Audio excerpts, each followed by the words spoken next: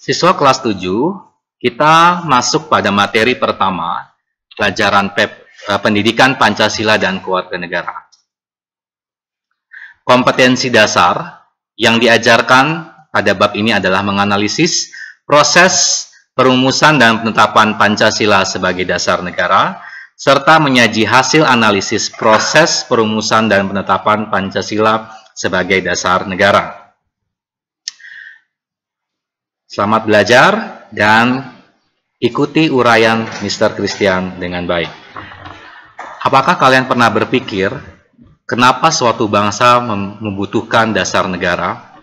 Bayangkan saja rumah kalian. Rumah kalian sebelum terbangun dengan baik harus dibangun dari dasar terlebih dahulu. Karena tanpa adanya dasar yang kuat, maka rumah kalian tidak akan bisa berdiri dengan baik. Demikian juga dengan sebuah negara. Kehidupan bernegara tidak akan berjalan dengan baik tanpa adanya dasar yang baik.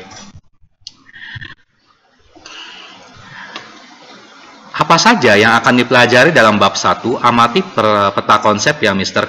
Christian sajikan. Pancasila sebagai dasar negara mengalami dua proses sebelum menjadi dasar negara, yaitu perumusan dan penetapan. Proses perumusan sendiri diawali dari pembentukan BPUPKI, dilanjutkan dengan perumusan dasar negara. Siapa saja tokoh yang terlibat dalam perumusan dasar negara? 3 orang inilah yang mengusulkan dasar negara Indonesia, yaitu Muhammad Yamin, Supomo, dan Insinyur Soekarno. Setelah itu barulah ditetapkan menjadi dasar negara melalui sebuah proses yang cukup panjang. Sedangkan untuk penetapan Pancasila sebagai dasar negara diawali dengan pembentukan PPKI dan dilanjutkan dengan sidang PPKI, dan kemudian dari sidang PPKI inilah ditetapkan Pancasila sebagai dasar negara. Sebelum kita masuk lebih dalam lagi, kalian harus ingat bahwa tanggal 8 Maret 1942, Indonesia sudah dijajah oleh Jepang melalui sebuah perundingan yang disebut dengan perundingan Kalijati yang ada di Subang. Belanda menyerahkan wilayah jajahan kepada Jepang. Salah satu wilayah jajahan itu adalah Indonesia. Tetapi posisi Jepang sejak tahun 1944 menjadi sangat rapuh atau terdesak oleh sekutu. Ditambah lagi penyerangan 2 kota utama Jepang, Hiroshima dan Nagasaki, makin membuat Jepang semakin terdesak. Tanggal 17 September 1944, akhirnya Kuniaki Kaiso memperbolehkan wilayah Hindia Timur merdeka.